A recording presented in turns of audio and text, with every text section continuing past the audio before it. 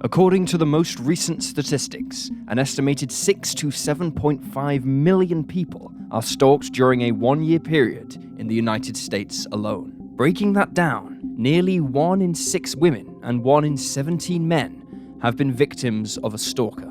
While stalking can include assault or property damage, it can also involve the sending of unwanted gifts and harassment via various forms of communication. While it is something that is often brushed off or victims are told to ignore, it is an incredibly serious matter, as the cases we'll examine today prove. But first, I'd like to thank Hunter Killer for sponsoring today's episode. A spine-chilling unsolved murder spirals into a haunting cold case when Beth Ferris Hendricks' death is ruled accidental in a sleepy New England town. Beth's sister, Gwen, knows the cause of death ruling is far from the truth and must take the investigation into her own hands to bring justice to her sister's legacy. Of course, this involves Gwen interrogating the very townsfolk she grew up with in Mallory Park, Maine, thus leaving her with no choice but to appoint you as lead detective, uncovering the buried truths as you attempt to crack the coldest case in a town small enough to house even the biggest of secrets. This synopsis is the hook for your first case with Hunter Killer, should you choose to accept. A subscription-based game that delivers a fascinating narrative based on clever cold cases once a month through their uniquely original product. You don't have to go diving into the darkest parts of the web to find bizarre and intriguing true crime stories to get your sleuthing fix in, because creative cases like the Beth Ferris Hendricks files are delivered right to your door. There are realistic audio recordings, detailed suspect profiles, physical crime scene maps, murder weapon documents, and so much more, packed into every murder mystery adventure. It's an experience unlike anything you've ever done, as if a true crime-inspired escape room was built into your very own living room. One of the most unique features about Hunter Killer is that part of the proceeds from every subscription box is awarded to the Cold Case Foundation, an organization passionate about assisting investigators with actual cold cases. This is especially meaningful to Cold Case Detective, as we are equally dedicated to bringing awareness to victims and their stories. To help us do so, our viewers can go to hunterkiller.com/Cold Case Detective and use the code Cold Case Detective for $10 off your first box. Make sure to order by December 15th as well, so it arrives before the holidays and to show your support for those affected by cold cases around the world. So let's light a torch and shine some light this holiday season as we team up to hunt a killer. And now let's dive in with today's mysteries.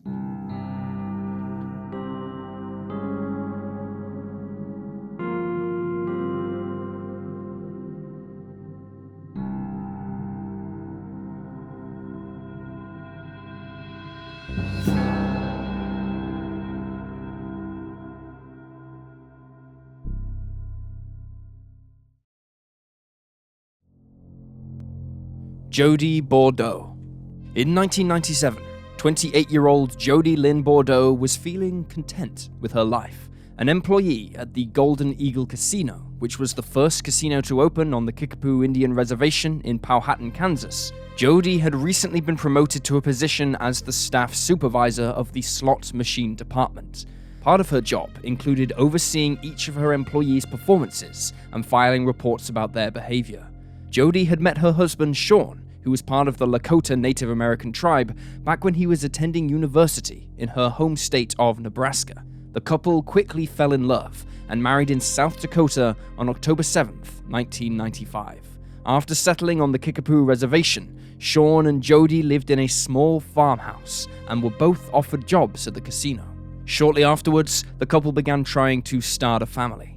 After several miscarriages and many meetings with a fertility expert, they finally conceived, and Jodie was over the moon that she was finally pregnant with her first child, a little girl they planned to name Jordan Shea. Tragically, however, the couple would never meet baby Jordan. On the night of November 1st, 1997, Sean and Jodie sat in front of the television, discussing their bills. The day before, they had been to buy their first few sets of baby clothes. At this time, Jodie was 7 months along, and the couple were incredibly excited for the baby's birth. As they chatted away at around 12:40 a.m., they suddenly heard a popping noise somewhere above Sean's head. At first, they assumed that a light bulb had exploded, but when they looked, they saw a bullet hole in their wall. Then the couple's dogs jumped up, seemingly on high alert. Jodie and Sean looked at each other before leaping up from the sofa and running in different directions to take shelter. Sean went to the kitchen, while Jodie went to the bedroom. Just moments later, Sean returned to Jodie to check on her, but his stomach knotted in panic when he saw her feet sticking out from the bedroom doorway. He found his wife collapsed on the floor, a bullet wound above her left eyebrow. She was already dead, but Sean called for an ambulance anyway, hoping there was a chance they could save the child.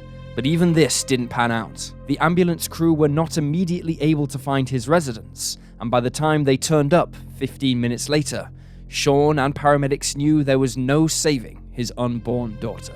The Brown County Police Department and Kansas Bureau of Investigation worked together to try and bring justice to Jodie's family. An examination of the scene revealed that the gunshots had come from several locations. It is believed that high-powered rifles were used to carry out the horrific crime. Sean attempted to get the FBI involved in the case too, as the reservation was on federal land, but they declined, citing jurisdiction. Although Sean and Jodie's home sat within the original boundaries of the Kickapoo Reservation, an 1862 treaty which shrank the reservation's boundaries left the home a half-mile beyond its borders. Thus, the case still remained with Brown County and the KBI. Upon investigating Jodie's background, law enforcement discovered some alarming information. In the months leading up to her murder, Jodie had had dealings with a disgruntled former employee of the casino. The employee, who is never named in news articles, was often late and had a bad attitude. He also disliked Jodie and resented the fact that she was in a high-up position at the casino, possibly because she was an outsider and not a member of the tribe. After the 28-year-old reported her findings to her superiors, the employee accused Jodie of making up excuses to get out of work. A meeting with the Kickapoo Tribal Council led to the employee being reprimanded and placed on probation. A few weeks later, the employee filed a grievance against Jodie, claiming that she'd been late to work for an entire week. Sean argued this was because she had been visiting their fertility doctor and that she always made up the time later that day. But despite this, the mother-to-be was fired. For the next month, Jodie petitioned to get her job back. According to rumor, she was due to be hired back by the casino. Around this same time, the couple began receiving eerie phone calls on a regular basis. The caller would continue to ring until Jodie answered, yet when she did, they would hang up. She told her mother that the calls would go on, and that they made her frightened.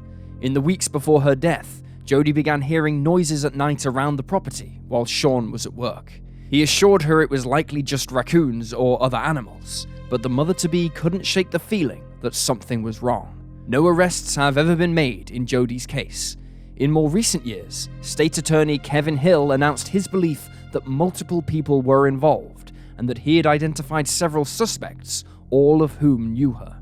Additionally, it is thought that alcohol played some part in the attack. Law enforcement believe that the biggest roadblock between them and the solving of the murder is the lack of trust between them and the people of the reservation. It's also suspected that anyone who knows anything is too scared to say something, as those who were to be interviewed about the case for an episode of Unsolved Mysteries were threatened to not say anything at all. The disgruntled former casino employee is still considered a suspect in the case. Sean told Indian Country that he knows who killed his wife and unborn child, but that others on the reservation are protecting the perpetrator. The murder weapon has never been found. Jodie was buried in Lincoln, Nebraska, following her death. After being cleared as a suspect, Sean moved to South Dakota, where in 2015, he was living on the Rosebud Reservation. A $5,000 reward is being offered to anyone with information which will lead to an arrest in Jodie's case. If you know anything about her murder, you can call the Brown County Police Department on 785-742-7125. Or alternatively, you can call the Kansas Bureau of Investigation on 1-800-572-7463. Beverly Jarosz. In 1964, Beverly Jarosz was a 16-year-old girl living in a 1.5-story home in Garfield Heights, Ohio, with her father Thaddeus, her mother Eleanor, and her 12-year-old sister Carol. Described as a quiet and secretive young girl, Beverly was known around the neighborhood for her striking beauty. Friends and family knew her as someone who was loyal and warm, although it took her a while to trust people. A lover of jazz and classical music, Beverly attended Marymount High School, an all-girls Catholic school where she was a junior. The 16-year-old had a passion for literature and poetry, and enjoyed strolling through the Cleveland Museum of Art when she had free time. For Christmas that year, she'd gotten a set of Shakespeare plays and a gold-embossed notebook to write down her original poetry. Beverly was also a volunteer at Marymount Hospital, where she was a typist. She had plans to attend university and become a teacher. December 28, 1964 started out like any other day for the family. Thaddeus and Eleanor left early in the morning for work and were waved off by their 2 daughters. At around 10:30 a.m., Carol and Beverly left their family home to start the 2-mile walk to their grandmother's house. At around 11 a.m., while at her grandmother's, Beverly called 2 of her friends and arranged to meet them. Barbara Klonowski was expected at the family home at 1:30 to walk together with Beverly to another friend, Margie's, home. An hour later, the 16-year-old said goodbye to her little sister and grandmother. A neighbor who saw her leaving the home told her 18-year-old son to drive her back as it was cold out. The young man saw nothing unusual at the family home when he dropped her off. He didn't stay and chat, nor did he enter the house. He simply returned home. Meanwhile, Beverly arrived at home at around 12:10 p.m. She turned on the radio, placed her coat on the banister, and put her purse on the kitchen table. At some point during the next half hour, the 16-year-old received a phone call from one of her father's work colleagues, a man named Steven Stankiewicz, who was looking to speak with Thaddeus. Beverly wrote down a message for her father, noting that Steven had called, and ended the call with the colleague. At 12:40 p.m., a jeweler came to the home looking for Eleanor. The necklace that she'd taken in to be repaired was ready to be collected. 20 minutes later, Beverly called her mother at work and let her know the necklace had been fixed. The pair chatted a little before Beverly announced that she had to go because she was expecting Barbara soon and she wanted to get changed. 10 minutes after this, at 1:10 p.m., her grandmother called. Again, they spoke for a few minutes. Reportedly, Beverly sounded rushed, and she quickly told her grandma, "I can't talk to you now, Grandma. Barbara is here." She then hung up the phone. Although we don't know for certain, it is assumed that between 1:10 p.m. and 1:15 p.m., the 16-year-old went up the stairs to get changed. Beverly and Carol shared a room in their parents' modest home, and it was the only room up the stairs. There were no signs of a struggle on the ground floor. Between 1:20 and 1:25 p.m., Barbara's mother dropped her off at Beverly's home. They noted that there were no cars in the drive and none parked near the house either. Barbara went to the side door, noting that it was ajar, but the storm door was locked. She could hear the radio playing loudly inside the home. She returned to the front of the house and rang the doorbell, once again noticing the music coming from inside. She thought the radio must have been near the front door, as she could make out the words of the singer. Confused by the fact that no one was answering the door, Barbara decided to wait for a few minutes longer, taking a magazine from the family's mailbox and casually browsing through it while she stood on the doorstep, expecting the door to open any minute. Perhaps Beverly just hadn't heard the door because of the volume of the music, or perhaps Barbara was being teased. Then she heard a loud thump, like someone knocking over a dresser. After about 15 minutes, Barbara began walking home. When she returned to her own residence, she called Beverly. No one answered. She called her a few times throughout the afternoon, but again, her calls went unanswered. Eventually, Margie, who had been expecting them earlier that afternoon, phoned to ask why neither of the girls had appeared. She then called Beverly's grandmother, looking for her, who then alerted Thaddeus to the fact that no one had seen his daughter since midday. Thaddeus arrived home at around 4:30 p.m. By this time, the side door was ajar, and the storm door was unlocked. He found the back door in much the same way, despite the fact that the family never used this entrance. The front door was locked as it should have been, and none of the entrances showed signs of forced entry. The radio was still playing loudly, and there was nothing missing from the house. But upstairs in her bedroom, Thaddeus found his oldest daughter lying dead, face down in a pool of blood. He immediately called the police. Beverly's official cause of death was ruled as strangulation via rope. She was lying on the floor between her bed and her sister's, partially on top of a blood-soaked blanket that usually sat at the foot of the bed. Although Beverly hadn't been sexually assaulted, it appears as if the scene was either staged or that someone was interrupted. Her sweater had been torn down to her hips, while her blouse and bra had been shoved up. Buttons from her blouse had been ripped off in the struggle, and they lay on the floor beside her. She was nude from the waist down. 3 lengths of rope were found in the room. 2 had loops tied at either end, and investigators discovered that they had been manufactured in Hickory, North Carolina. The rope was a sash cord that was often used as a clothesline, and it was weathered. Each length of the rope was around 20 inches. The rope is believed to have been brought to the scene by the killer and was not simply lying around the home or garden. Part of it was found under her body, while another part draped over her shoulder. Rope marks across the front of Beverly's neck indicated that she had been strangled from behind. As if the strangulation weren't enough, she had also been stabbed 40 times, mostly in the neck, chest, and shoulders. The medical examiner determined that this part of the attack had been carried out using a very sharp knife, which would have been around 3 to 5 inches in length. No knife was recovered from the scene, but police later speculated that the weapon used was the letter opener Beverly kept in her room. Defensive wounds were found on the 16-year-old's fingers, but her fingernails remained intact. No DNA or other evidence was found underneath them, as far as we know publicly. Beverly's face was slashed on the left side, from her ear to the point of her chin. She had also been slashed on the right side of her face, from her ear to the base of her throat. Beverly's autopsy revealed nothing inside her stomach, except from the lunch she'd eaten at her grandmother's house. The nightstand between the 2 beds was untouched.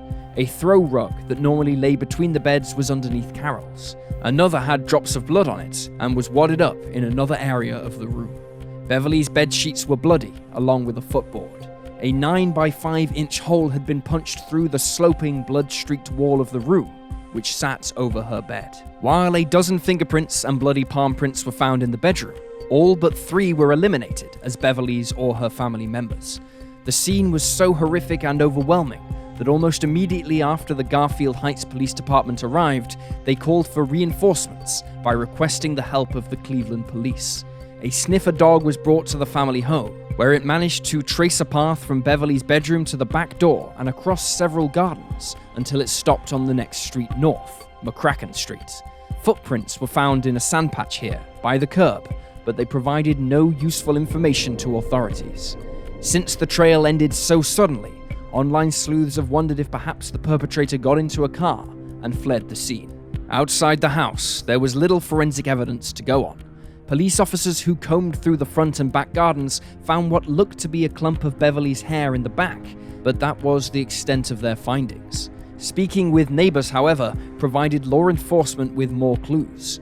One neighbor claimed that a 20-something-year-old man walked down the driveway of the family home at around 1:45 p.m. He was not in a rush and got into a car which had been parked between 2 others. However, this would conflict with Barbara's statement that there were no cars parked near to the house when she was there. It is unclear which eyewitness is correct.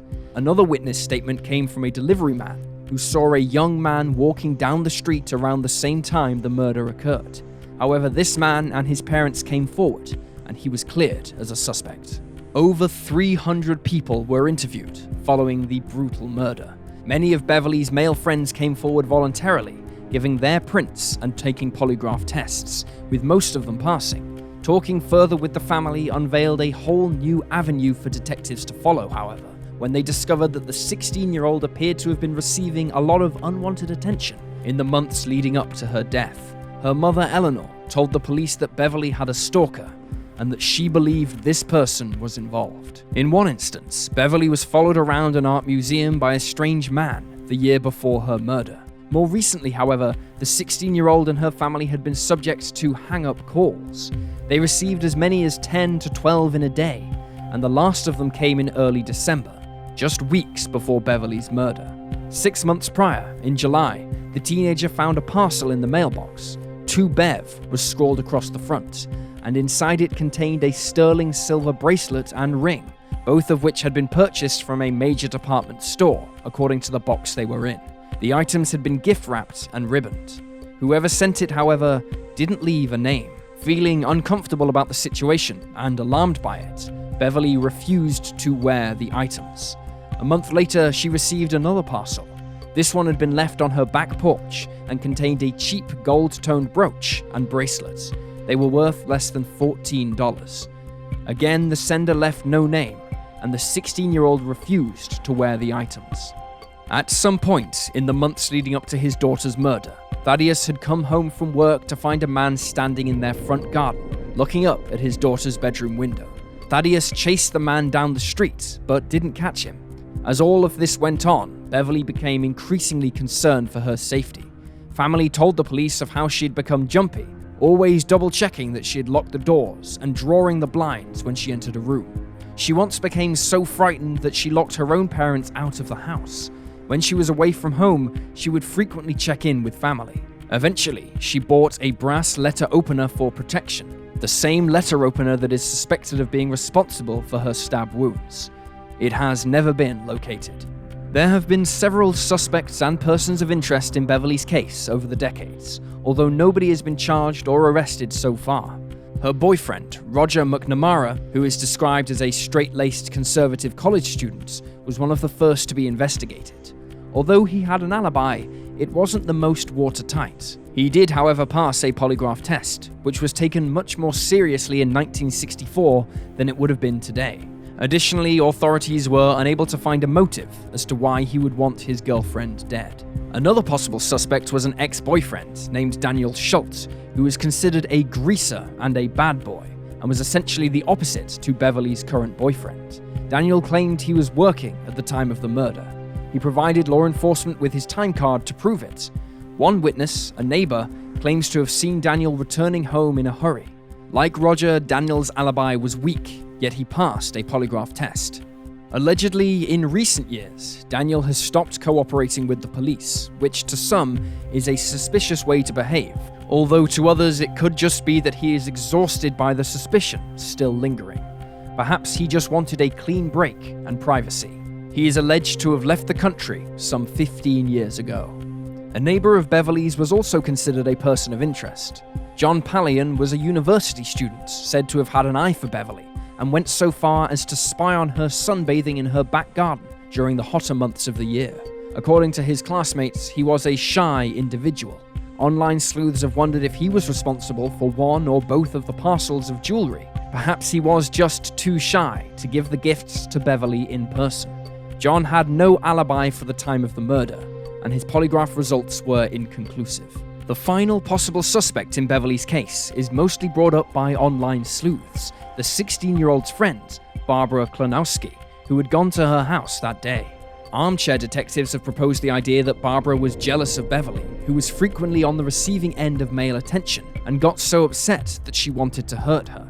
Since Beverly was so extremely cautious at the time of her murder, it would have been easier for a friend to get inside the home than it would for a stranger or someone the 16-year-old didn't know very well. Although she may not have been capable of the violence herself, at least not physically, online sleuths have wondered if Barbara had gotten one of her own boyfriends, or an ex, involved with the plan. Perhaps this could explain why the killer used both a knife and a rope.